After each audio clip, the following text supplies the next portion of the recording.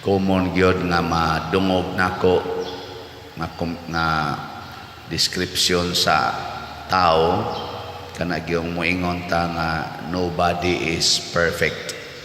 Nobody is perfect. No moto mo na. Nobody is perfect. Di man kita perfect. Ilingi ay mong tupad yung na perfect ka.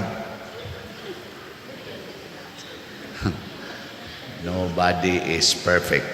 Pero sa tinud-anay naabaya sa ato ginang longing, inner longing kanang gitawag og ma-perfect unta ta. Maobitan na inig-exam ning kamot kita nga maka-answer sa tanan. Nya lipay gitag ma-perfect. Naagi na nato nga joy ba nga gusto tang ma-perfect. Kana mga dalaga gusto na sila perfect ilang body. Bisan gani kamo, perfect ang akong kilay, mayong pagkabadlis, mayong pagkakolor akong buhok, perfect gid unta. Sige gitag, ang atong effort is to become perfect, pero magsige tag ingong nobody is perfect. Ang Ginoo gitagaan ta niya og paagi aron gid tinuod tang perfect. Ningon sa siya diri, kinahanglan magmahingpit kamo. Ingon nga hingpit ang inyong amahan nga atoa sa langit. Sa in English ani, you must be perfect as your heavenly Father is perfect. Hingpit ba? Why sayop? Why flaw? No? Yeah. Unsaon man pagkasimpulas gihimos Ginoo, ingon siya, higugma alang ng inyong kaaway. Ang makapa-perfect din nato kanang higugmao nato atong kaaway. Tanawa og mahigugma kasi imong kaaway unsa may mahitabo sunod, wa na gyud mo saway nimo. Perfect na ka. Pero pangaway, di ba bisag maayo kayong pagkabadlis imong kilay, sawayon lang gyapon na.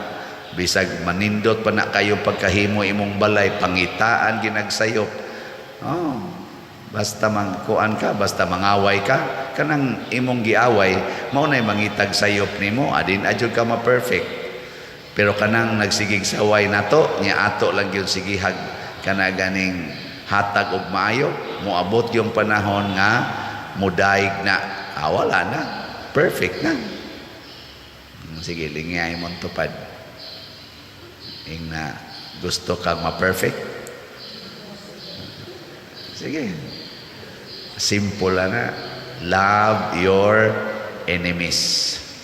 Muna sa unang pagbasa, gidescribe ni San Pablo, ingon siya, kamong taga Macedonia, nahibaw ko nga gidamagan mo sa tanang kasakit o tanang pagsulay. Apan kay nagsunod mamos Ginoo, nagsubra-subra sa dang inyong kalipay. Nya tungod aning inyong kalipay, bisag kabus kayo mo, nagsigi mog tabang ngari sa laing mga simbahan nga akong gitukod. Nindot kayo, no? Kani daing taong malipayon, unsa man? Manggihatagon. Kanang mga tao nga dili malipayon daw. Basta malipayon, bisag pobre manghatagin na, basta malipayon. Nya kanus aman ta malipay kung makafeel ta nga gihigugma ta o nahigugma sabta. O niya aron unsaon nimo pagkalipay og naa kay kontrang duha ka buok. No. Malipay pa kana, labi na jud mahimong upat ka buok imong kontra, upat ka silingan galibot sa inyong balay kontra nimo, malipay pa kana. Bisan gani dinhi simbahan mo simba ka nya niya nimong kontra dinhi. Yang imo pag yung kontra ang pari pag yun na samot din adyo ka malipay nya moingon ang pari palit mo slot moingon ka bahala ka dag mamatay ka pariya kay di kong palit nya kinsa may alkansi ana kinsa alkansi ang nahigugma o ang naglagot. Oy kusog kay na natong ingon building maglagot building yung maglagot. Na ay gyud lagot-lagot dia higugma. Nakaron unsaon man paghigugma? Ang una ginatong buhaton basta mohigugma ganita ato ginang alagaran. Kanang atong gihigugma alagari.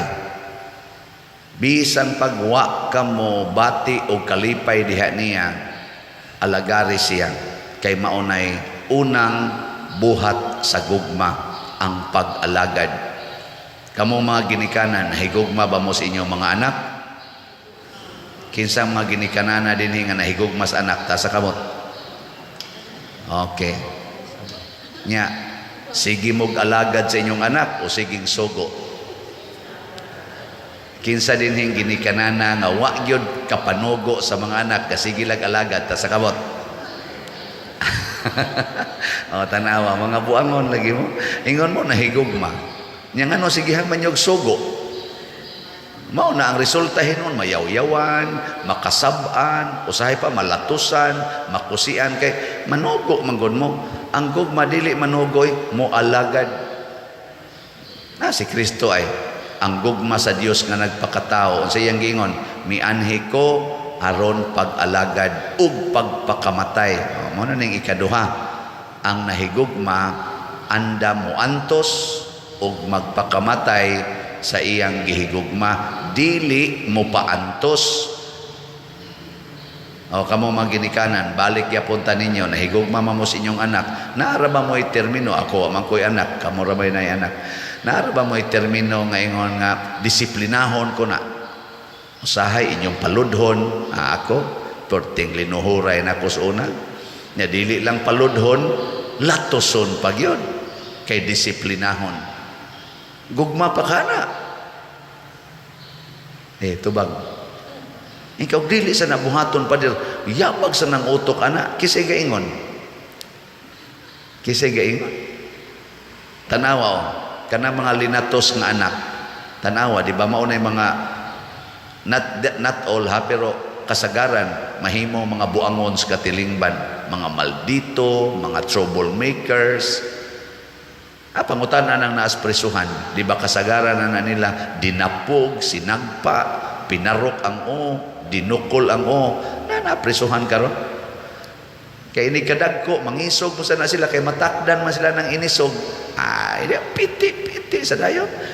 Mao na ang resulta ng apreso.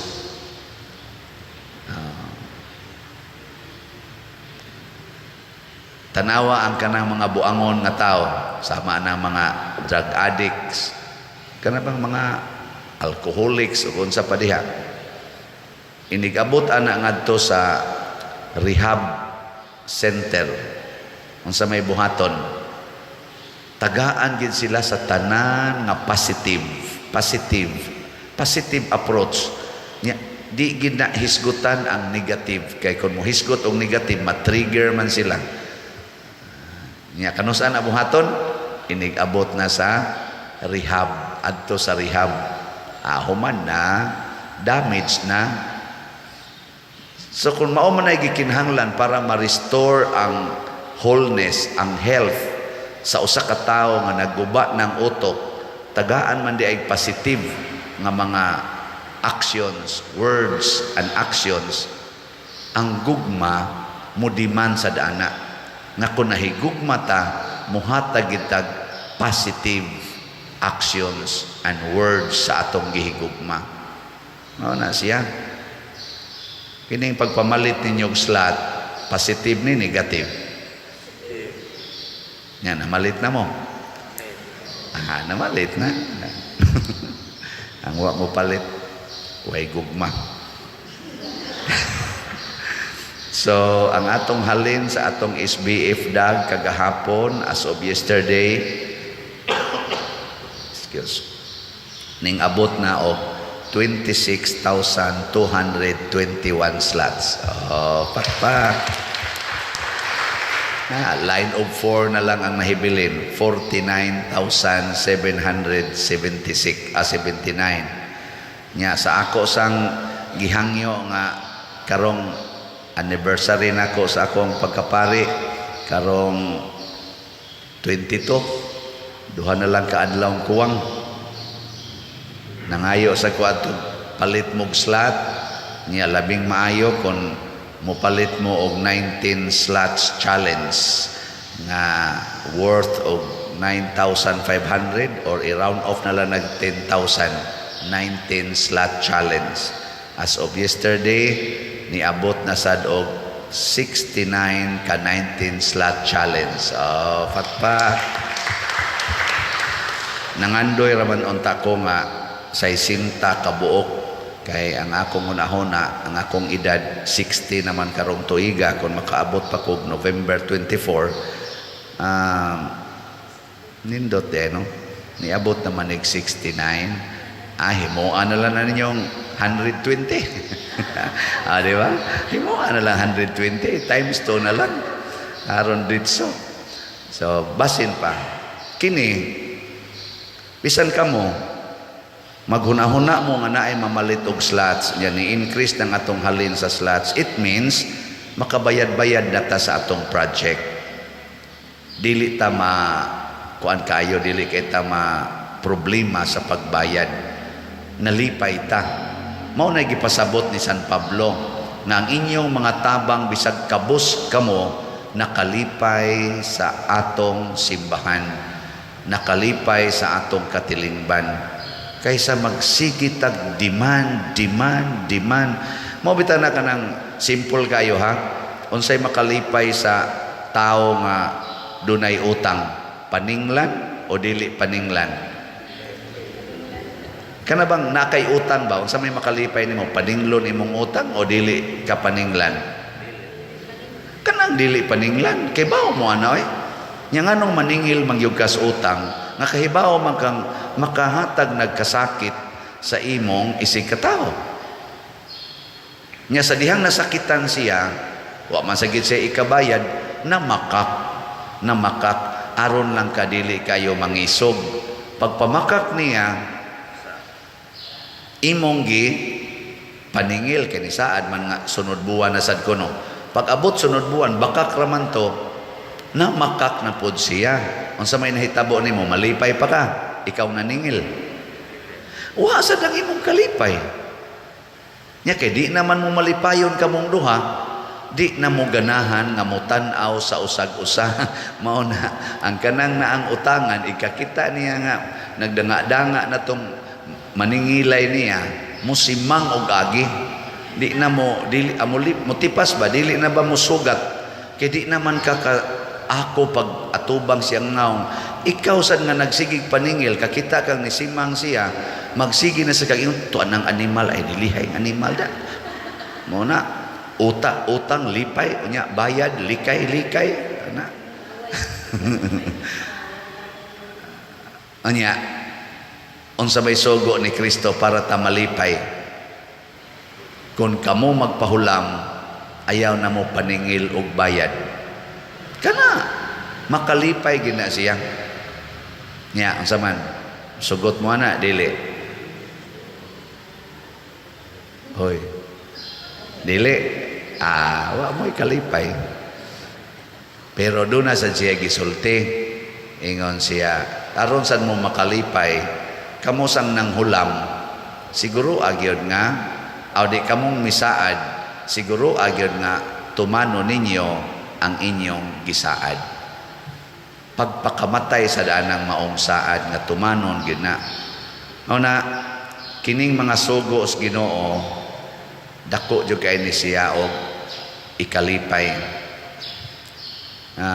Kagahapon mingtambong ko sa installation sa akong classmate si Father Mar Balili sa iyang pagka-rektor sa Seminaryo Mayor de San Carlos. Nindot kay na nga assignment pero lisod lang, pero ang ayan sa Father Mar ana kay mayam na siya. Kami og i-assign mi diha tingali magkapakapa gid mi, adi man sad mi mo qualify no nga among mga qualities dito sad mi mga classmate. Paghatag na og murag talk ni Father Mar pag humanas misa, pagdayong human, nihilak siya tungod sa iyang pagbiya sa parokya nga iyang gimahal, ug matod pa niya ang iyang pagka-assign sa parokya sa Buhisan, one of the best chapters in his life. Nya hilak siya. Ni siya ay human naman ta maghinilakay. Ingon pa siya, human naman ta maghinilakay. Di na lang ta manghilak ha. Kaya dito mo sa dang taga-buhisan, daghan magay sila. Nya naingon din siya pag sige na niyang to, kamong taga-tuo, kamong taga. Oy hilak mo na igyapon. Unsa may nakapatandog sa iyang kasing-kasing, dili baya mga dato ng taga-diha. Og naa man tingali pipila lang kasagaran, mga mag-uuma, nag-drive anang mga habal-habal, mga pobre kaistanan, pero nasinati ni Father Mar ang grabing pagmahal nila o pagsuporta sa simbahan. Nga gani sa ilang kakabos, tampo-tampo silang tag 20, bisag pila lay matampo, og misaad ang tagabuhisan, ambot og dili ba na sila mga bakakon ka. Nga mutabang ni Father Mar sa iyang pagkarektor, pinaagi sa paghatag o hinabang nga financial aron ma-improve ang ilang qualities pagkaon dito seminaryo. Mapunan ba? Kaya sagaran anigo seminaryo na ay mga mantinil nga kaon, pero hinon ay kumparar ang kaon sa seminaryo o sa prisuhan, layo rasad kayo. Pero ilag yung i-improve. Tabang ko no sila. Tingali, magda sila baboy dito kada buwan or manok baka ha. Pero financial man, ilar dito ipamaligya ilang baboy, ilang mga tanom niya itabang nila sa seminaryo. Kini siya mao ni ang paghigugmaay, makalipay, makatuod ang luha sa pari tungod sa kalipay. Kamong mga bana, sulay ra gud na ninyo, ayaw gyud mo pagbuhat og mga butang nga ang inyong asawa dili gusto. Bahala nag masakitan na mo, sige lang gyud mong buhat sa mga butang nga gustos inyong asawa. Unsa may mahitabo? Mag-uol ang asawa o malipay? Nya unsa may mahitabo sa bana? Mag-uol. Mag-uol ay siya na kay magsige kag buhat sa gusto sa imong asawa, imong asawa buangon guys tanan. Pero sige lang yun, sige lang yun, sige lang yung buhat. Moabot yung panahon nga kanang imong asawa mulipay sa na nimo kay magsigi sa nagpangitag paagi nga ang imong gusto mo'y matuman, hangtod maglumba na mo og buhat nga mahatag ang gusto sa usag-usa. Anha na diha ang gitawag og perfect family, perfect relationship.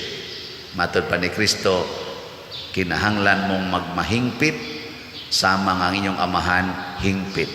Kanus ata mahingpit kung kamaon natang mohigugma sa atong kaaway, kamaon natang muhatag og kalipay sa mga tao nga naghatag nato og kasakit.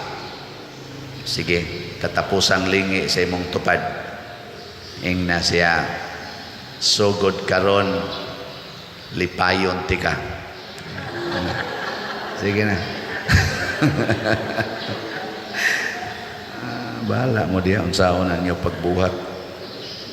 Ginaman indog na ta.